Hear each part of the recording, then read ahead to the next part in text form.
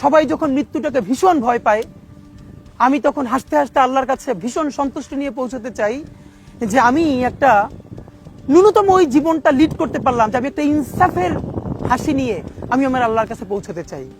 সুতরাং আগামী 50 বছর বাঁচলাম, কোনো ইম্প্যাক্ট তৈরি হলো না আমারে দিয়ে, দেশের জন্য, রাষ্ট্রের জন্য, উম্মার জন্য, জাতির জন্য। কিন্তু আমি ধরেন 5 বছর বাঁচলাম, সেটার মধ্য দিয়ে যদি আগামী 50 বছরের ইম্প্যাক্ট তৈরি হয়, তাহলে অনেকদিন বেঁচে থাকায় কি সাফল্যের বলেন? শহীদ প্রেসিডেন্ট জিয়াউর রহমান কয়টা দিন বেঁচেছেন, কিন্তু ভাবেন আজকে পর্যন্ত উনি আমার অনুপ্রেরণা। হাঁটতে হাঁটতে আমার পা ফুলে যায়। আমি, আমার টিম সেদিনকে ব্যাগের মধ্যে জুতো নিয়ে তারপরে একটা শপিং মলে ঘুরছিলাম, মানে পা ফুলে গেছে, পা জুতোয় ঢুকাতে পারছিলাম না। তো জিয়াউর রহমানের একটা ওনার গল্প মনে পড়ছিল, যিনি মাইলকে মাইল যখন হাঁটতেন ওনার সাথে স্টাফদের পা ফুলে যেত, কিন্তু ওনার তো আর্মি ট্রেনিং আছে। তখন তাকে বলতো যে স্যার আপনার তো আর্মি ট্রেনিং, আমরা তো আর পারি না। এই জন্য ওনাকে মানুষ রাখাল রাজা বলতো। তা আমরাও সারা বাংলাদেশের 56,000 বর্গ মাইলে হাঁটতে চাই। আমরা ইনসাফের চাষাবাদ করতে চাই, একটা স্বাধীন সার্বভৌমত্বের সততার বাংলাদেশ তৈরি করতে চাই। আল্লাহ যে কয়দিন হায়াতে রাখবেন এই লড়াইটা করব।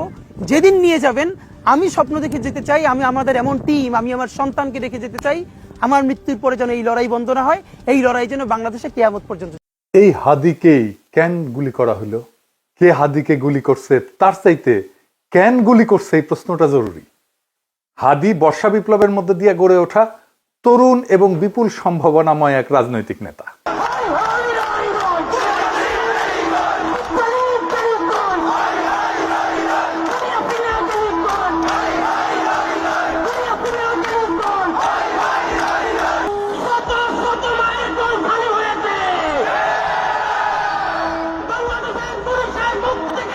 অনেকে আওয়ামী লীগের দিকে আঙুল তুলতেছে।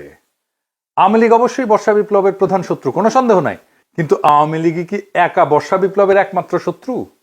না, রাজনৈতিক দলগুলো যারা হাসিনা বিরোধী লড়াই করছে তারাও তো বর্ষা বিপ্লবকে ধারণ করে না। সরকারের মধ্যে বিপ্লব বিরোধী ধান্দাবাজ অপদার্থ ধ্বজভঙ্গ লোকেরা ঢুকিছে একের পর এক।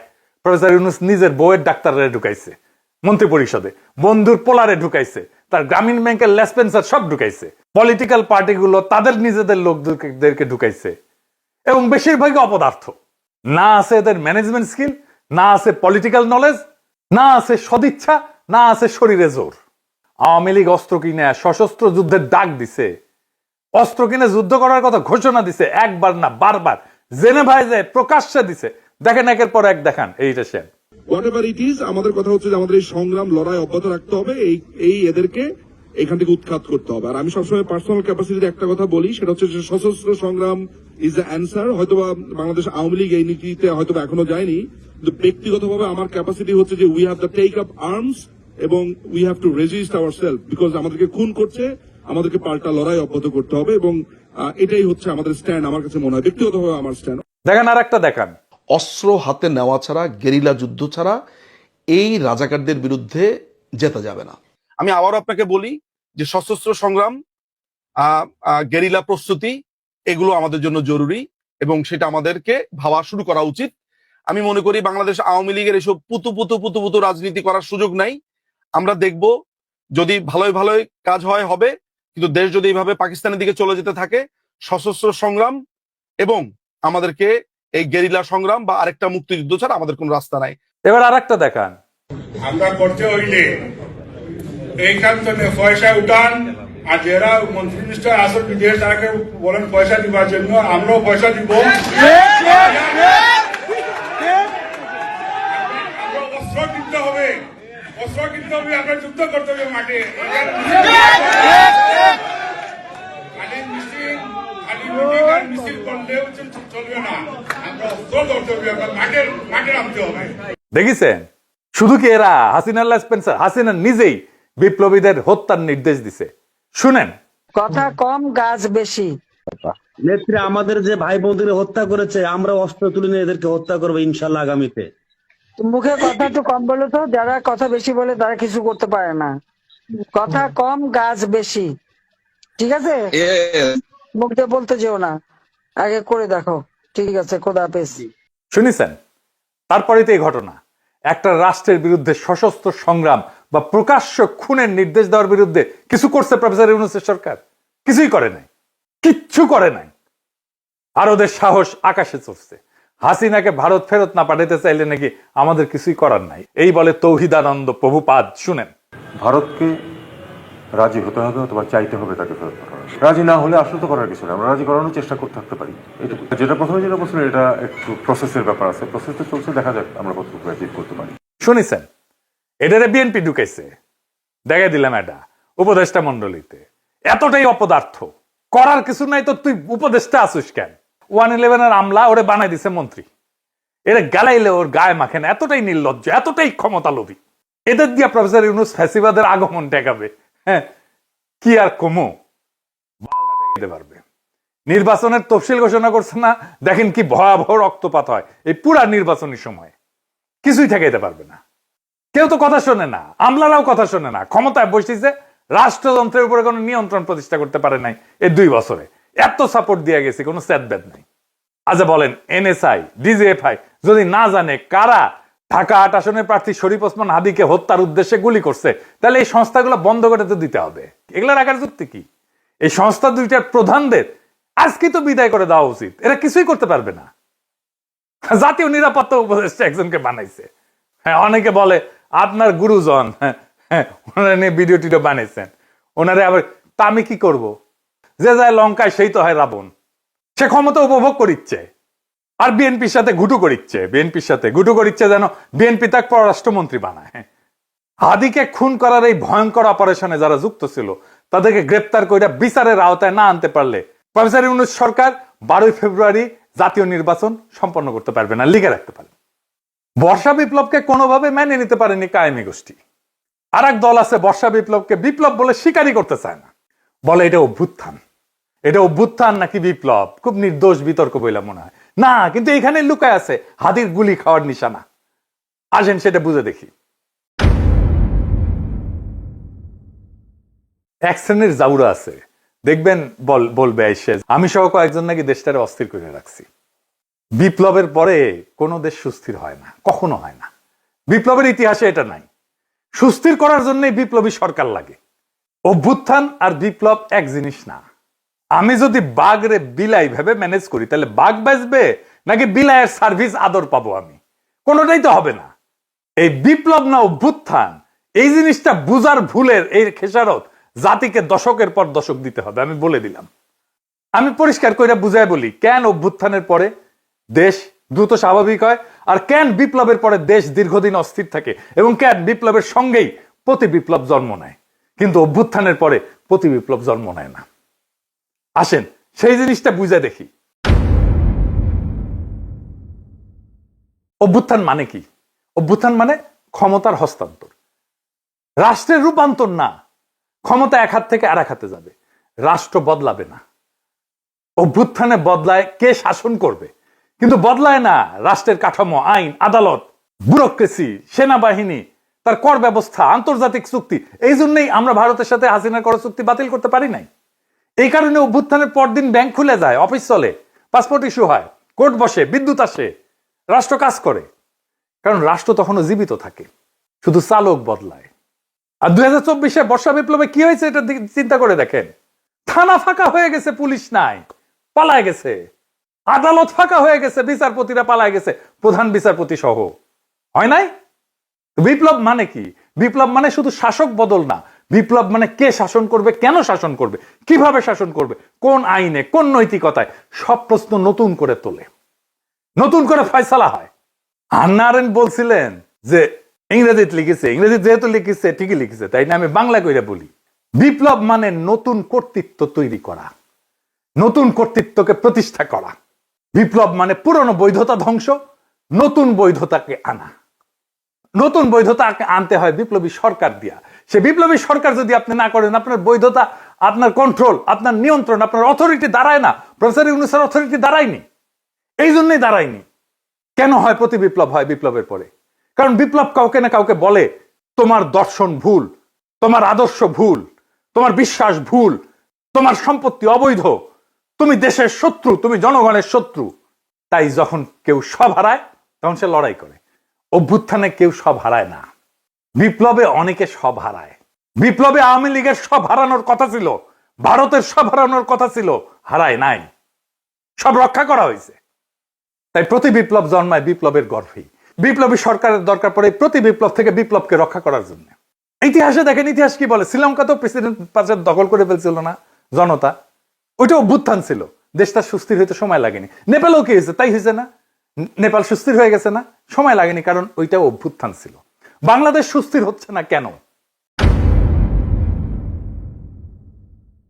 কারণ আমরা সেই গুরুত্বপূর্ণ সত্যটা এড়াই গেছি যে বাংলাদেশে একটা বিপ্লব হয়েছে এবং বিপ্লবের পরে অস্থিরতা থাকে, সেটাই স্বাভাবিক। কিন্তু সেই অস্থিরতা কতদিন থাকবে সেটা নির্ভর করে একটাই বিষয়ের উপরে, নতুন সরকার কতটা পূর্ণাঙ্গভাবে বিপ্লবী।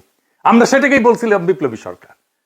ইতিহাসে যেই সরকার বিপ্লবের ম্যান্ডেট নিয়ে, বিপ্লবী কর্মসূচি নিয়ে স্পষ্টভাবে পুরানো রাষ্ট্র ভেঙে নতুন রাষ্ট্র করে, সেখানে অস্থিরতা তুলনামূলকভাবে কম সময়ে দূর হয়ে যায়, কারণ সেখানে থাকে ক্ষমতা স্পষ্ট কেন্দ্র, আদর্শিক এবং রাজনৈতিক পরিচ্ছন্নতা। আর এইখানে না ঘরকা না ঘাটকা, বলে রাষ্ট্র সংস্কার করব, আর সব পুরানো কিছু সবকিছু রেখে দিছে। রাশিয়ায় 1917 সালে বিপ্লব হয়েছে, অস্থিরতা ছিল কিন্তু দ্রুত নিষ্পত্তি করে ফেলছিল বলশেভিকরা। অস্থিরতা দীর্ঘ হয়নি, যুদ্ধ ছিল কিন্তু দ্বিধা ছিল না। চীনেও কমিউনিস্ট সরকার পুরনো রাষ্ট্রের সঙ্গে আপোষ না করে নতুন রাষ্ট্র গড়ে তোলে। এইটাই বিপ্লবী চরিত্র, দ্রুত রাজনৈতিক স্থিতিশীলতা এনে দেয়। ভিয়েতনামও একই কথা। কর্তৃত্ব প্রতিষ্ঠা করতে হয় বিপ্লবী শক্তিকে। অন্যদিকে সরকার যেখানে না ঘরকা না ঘটকা, আধা বিপ্লবী, পুরানা এলিট আর নতুন শক্তির মধ্যে দোদুল্যমান, সেখানে অস্থিরতা লম্বা হয়। তাই হয়েছে প্রফেসর ইউনূসের সরকারে, পুরনো এলিট আর নতুন শক্তির একটা কোয়ালিশন হয়েছে। ফ্রান্সে বিপ্লব হয়েছে 1789 সালে। এরপরে দশক ধরে অস্থিরতা চলছে। মূল কারণ ছিল বিপ্লবের প্রশ্নে স্পষ্ট সিদ্ধান্তের অভাব। অর্থাৎ সমস্যাটা বিপ্লব না, সমস্যাটা হইল অসম্পূর্ণ বিপ্লব, বিপ্লবের পরে কর্তৃত্ব প্রতিষ্ঠা না করা। প্রফেসর ইউনূস কর্তৃত্ব প্রতিষ্ঠা করতে পারে নাই, আমাদের অনেক সাপোর্ট সত্ত্বেও। যত বেশি বিপ্লবী সরকার হয় তত দ্রুত ক্ষমতার প্রশ্ন মীমাংসিত হয়, তত দ্রুত দেশ স্থিতিশীল হয়। বিপ্লবকে যে থামায় দেয় যায় সরকার, অস্থিরতা তার পিছু ছাড়ে না, প্রফেসর ইউনূসেরও পিছু ছাড়বে না। কিন্তু বিপ্লব যে সম্পূর্ণ করে, স্থিতিশীলতার তার অনিবার্য ফল। আজকের অস্থিরতা, অরাজকতা সবকিছুর দায় ওই ছাত্রদের, যারা প্রফেসর ইউনূসের সরকার বানাইছে। এডিটর সাহেব, প্রফেসর ইউনূসের পেছনে ছাত্রদের ছবিটা দেখান, কারা কারা আছে। এই সব কয়টার দায়িত্ব এটা, এরাই প্রফেসর ইউনূসের সরকার বানাইছে। এই দায় নিতে হবে, ছাত্রদেরকে নিতে হবে, ওয়াকারকে নিতে হবে, রাজনৈতিক দলকে নিতে হবে, আসিফ নজরুলকে নিতে হবে, যারা এই সরকার গঠন করছে, সবার এটা দায়। এখন শেষ প্রশ্ন, কেন হাদি গুলি খায়, অন্য কেউ না? এর কারণ হাদি শুধু জুলাই বিপ্লবী না, হাদি একজন আপাদ মস্তক ভারতীয় আগ্রাসন বিরোধী। ভারতীয় আগ্রাসন বিরোধী হয়ে বাংলাদেশে বাইসা থাকাটা মুশকিল। প্রেসিডেন্ট হইলেও বাইসা থাকা যায় না। জিয়ারে মরতে হয়েছে না, ইলিয়াস আলীকে মরতে হয়েছে না, সালাউদ্দিন কাদের চৌধুরীকে মরতে হয়েছে না, জামাত নেতাদেরকে মরতে হয়েছে না, আবরারকে মরতে হয়েছে না, হাদিকে নিয়ে কম কুৎসা রটনা করা হয়েছে। দেখেন এই মালটাকে চিনতে পারেন কিনা দেখেন। জুলাই গণ অভ্যুত্থানে হাদির অবদান কি দেখতে হবে না? এই গণ অভ্যুত্থানের সময়ে, গণ অভ্যুত্থানের পরেও হাদি নামে কাকে মানুষ চিনত না। বাংলাদেশের সংকটে হাদিকে এদেশের মানুষ পায়নি। বাংলাদেশ যখন কাঁদছিল, বিপদে পড়েছিল, যখন রক্ত ঝরছিল, তখন হাদিরা সিনা টান টান করে দাঁড়ায়নি। তখন কিন্তু মির্জা আব্বাস ভাইরা দাঁড়িয়েছিল, তাদের হাজার হাজার কর্মীরা এখানে অবদান রেখেছে, লড়াই করেছে।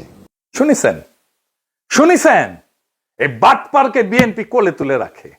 বিএনপি যা যা করতে পারে না, বলতে পারে না, এই বাটপারকে দিয়ে করায় আর বলায়। এটা বিএনপির মাস্তান, এটা বিএনপির ভার্চুয়াল মাস্তান। হাদিকে নাকি সে মাঠে দেখে নাই।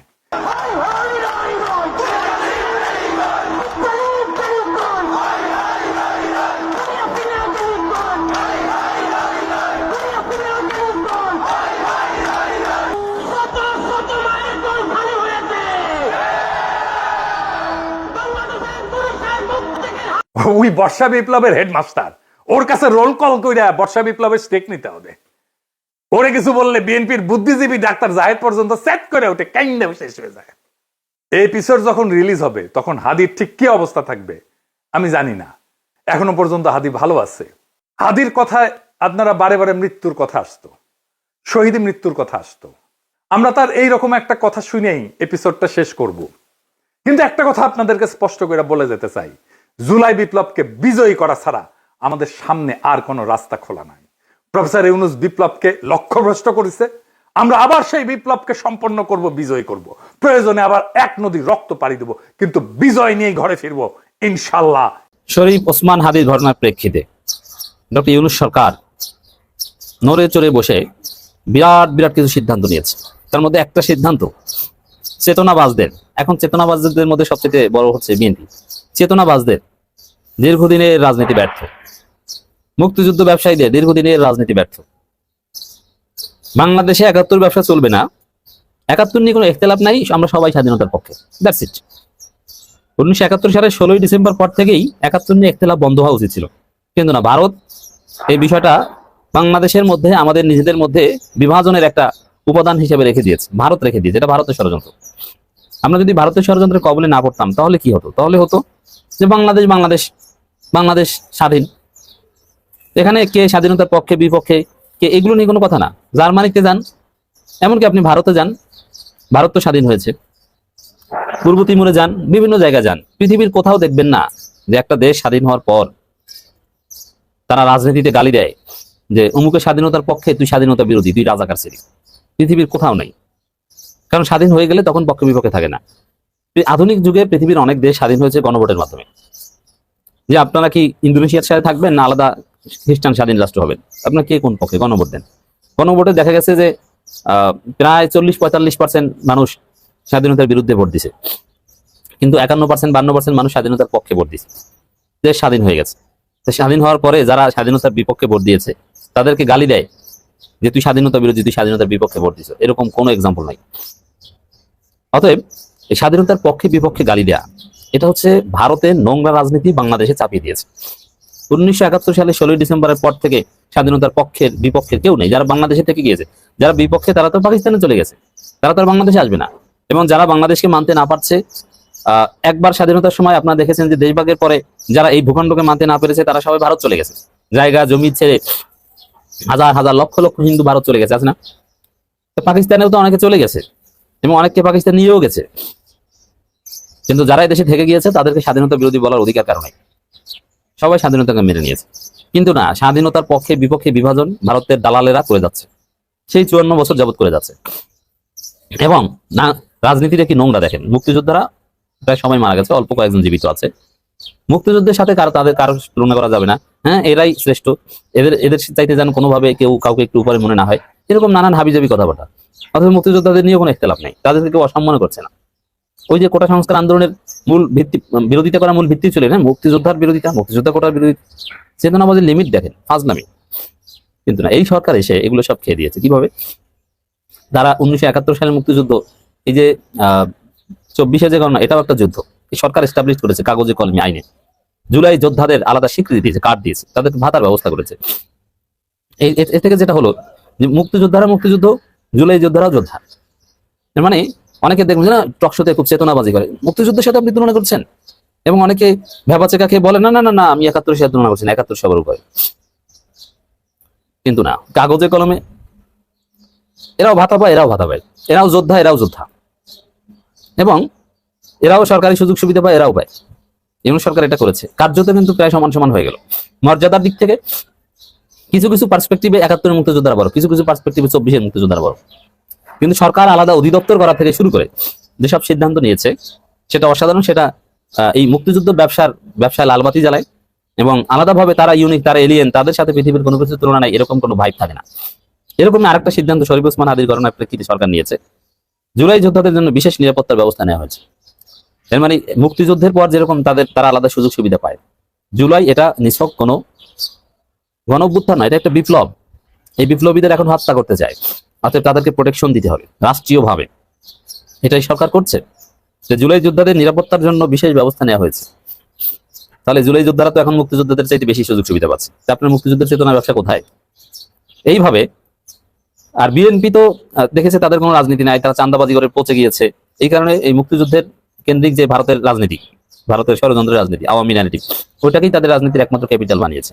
তাহলে এটা বিএনপির জন্য খুব মন খারাপের খবর না, যে জুলাই যোদ্ধাদের নিরাপত্তার ব্যবস্থা নেওয়া হয়েছে, তাহলে তো মুক্তিযোদ্ধাদের চাইতে বড় কিছু হয়ে গেছে। না না, এটা ঠিক না। কিসের জুলাই আবার যোদ্ধা? এটা কি যোদ্ধা? এটা কি কোনো যুদ্ধ?